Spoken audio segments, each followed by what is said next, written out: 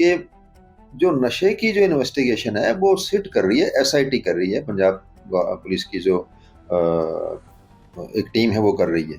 और वो एफआईआर 2021 की है। ये एफआईआर अभी 2025 में अभी कल दर्ज हुई है। तो ये प्रिवेंशन ऑफ करप्शन एक्ट में दूसरी एफआईआर है। पंजाब गवर्नमेंट क्या कर रही है, क्या बोल रही है, मुझे नहीं समझ आ रहा। वो उनको बोलना है, या कौन क्या बोल रहा है जो सर, विक्रमजीत सिंह मजीठिया को कल विजिलेंस द्वारा गिरफ्तार किया गया है। आज उनका 7 दिन का रिमांड मिला है और सरकार कह रही है कि नशे को लेकर ये कार्रवाई की गई, जबकि विजिलेंस विभाग द्वारा जो एफआईआर दर्ज की गई उसे आय से ज्यादा संपत्ति के मामले में बताया गया है 540 करोड़ के नियर। तो कैसे देखते हैं इसकी? देखिए, जो सामने रिपोर्ट्स आ रही हैं वो ये हैं कि एफआईआर पीसी एक्ट में, प्रिवेंशन ऑफ करप्शन एक्ट में दर्ज हुई है, जो विजिलेंस ब्यूरो पंजाब ने की है। तो उसमें नशे का जो एफआईआर वो अलग है, वो 2021 की है। दिसंबर 2021 में रजिस्टर की गई और वो पेंडिंग इन्वेस्टिगेशन है और वो एसआईटी कर रही है, विजिलेंस ब्यूरो नहीं कर रही है। तो ये जो जो भी इंफॉर्मेशन बाहर थ्रू मीडिया आ रही है या दूसरा प्रिंट मीडिया आ रही है, वो यही है कि ये investigation prevention of corruption act में हो रही है, डीए केस में हो रही है। तो ड्रग केस में तो नहीं हो रही, क्योंकि ड्रग केस तो एसआईटी कर रही है, विजिलेंस ब्यूरो नहीं कर रही। जी। तो कैसे देखते हैं, क्योंकि जब आप ईडी ऑफिसर थे यहाँ पर, तो आपने ड्रग्स को लेकर मामले दर्ज किए थे। जगदीश भोला तक जो उसमें केस में इन्वॉल्वमेंट हुई, गिरफ्तार हुए, उसके बाद उसके द्वारा मजीठिया का नाम लिया गया था। तो लग रहा है कि कहीं ना कहीं जो जैसे सरकार ने कहा कि नशे को लेकर कार्रवाई की गई है, तभी कहते हैं पहले छोटे हमने पकड़े थे, अब बड़े सरगना पकड़ लिए। नहीं, मैं फिर वही बात बोल रहा हूँ कि पहले आपकी इस बात का जवाब मैंने दे दिया है कि जो नशे की जो इन्वेस्टिगेशन है वो सिट कर रही है, एसआईटी कर रही है, पंजाब पुलिस की जो एक टीम है वो कर रही है। और वो एफआईआर 2021 की है। ये एफआईआर अभी 2025 में अभी कल दर्ज हुई है।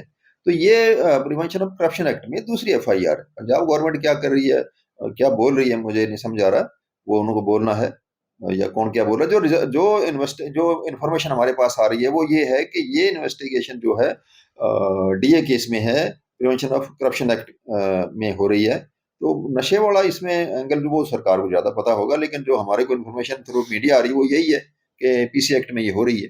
और जो हम कर रहे थे ड्रग केस की इन्वेस्टिगेशन 2013 से, वो ईडी कर रहा है। उसके अंदर इन्वेस्टिगेशन हो रही है, इनकी इंटरोगेशन भी हुई है। फर्दर जो बाहर आउट ऑफ इंडिया जो मुलजम बैठे हुए हैं, सस्पेक्ट बैठे हुए हैं, उनकी हमें एक्स्ट्राडिशन भी चाहिए, उनसे इन्वेस्टिगेशन भी चाहिए, वो सेपरेट चीज है।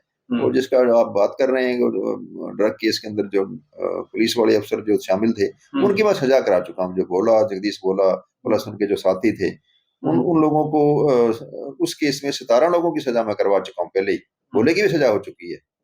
उसके साथ और भी जो लोग थे उनकी सजा हो चुकी है। पुलिस केस के अंदर भी उनकी सजा हो चुकी है। तो हमारे केस में 10 साल की सजा हुई और 10 साल वो पूरे काट लिए उसने, और अब वो बाहर है। जगदीश बोला क्या जमानत पे बाहर है कि उसे बरी कर दिया गया केस? नहीं नहीं नहीं, बरी नहीं कर दिया गया। हमारे केस में उसकी सजा पूरी हो चुकी, सजा पूरी काट चुका है वो, 10 साल पूरे हो चुके हैं उसकी। और जो पुलिस के जो केस हैं उसमें बेल में है वो, उसमें बेल में है, क्योंकि उनकी जो सजा पेंडिंग थी, उनकी सजा पूरी नहीं हुई थी उस केस में। पुलिस केस में बेल पे, हमारे केस में उसकी सजा हो चुकी पूरी 10 साल। तो क्या ईडी भी अब जो विक्रम को लेकर आगे शिकंजा कसेगी इस? अब शिकंजा कसेगी नहीं कसेगी वो अलग बात है, लेकिन कानून ये बोलता है कि जहां कहीं एफआईआर दर्ज होती है शेड्यूल्ड ऑफेंस में, जैसे प्रिवेंशन ऑफ करप्शन एक्ट में हुआ, पीसी एक्ट, तो मनी लॉन्ड्रिंग एक्ट के अंदर वो शेड्यूल्ड ऑफेंस है। तो उसमें इन्वेस्टिगेशन करना मैंडेटरी है, ईडी के लिए जरूरी है उसमें एग्जामिन करना, उनकी ड्यूटी बनती है। तो वो मेरे हिसाब से वो करें।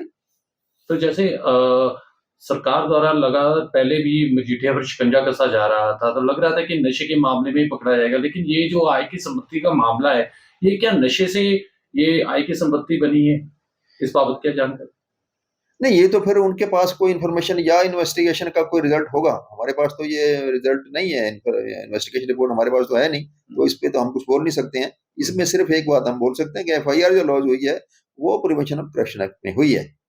तो इन्वेस्टिगेशन भी उसी के मुताबिक होगी, क्योंकि उसकी जो नशे की जो एफआईआर है एनडीपीएस एक्ट में, वो अलग एफआईआर 2021 की है। तो उसमें कंफ्यूजन की जरूरत नहीं।